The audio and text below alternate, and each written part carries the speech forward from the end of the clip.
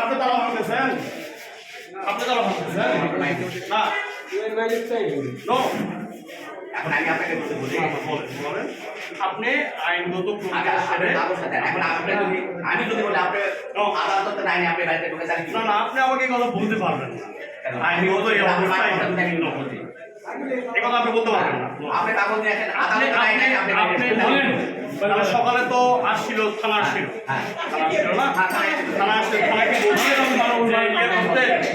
তারা কি তালা ভাঙতে বলছে, তারা তালা ভাঙতে বলছে, তারা চাইছিল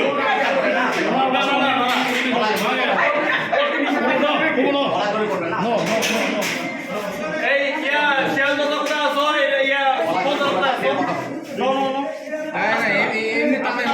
বলতে পারো, এই অনুমতি দিতে পারো না, সমাধান করতে আসবে। আমি আপনাদের বলছি আপনি করতে আপনি পারেন না তো, আপনি কিভাবে পারবেন, কেন পারবেন না?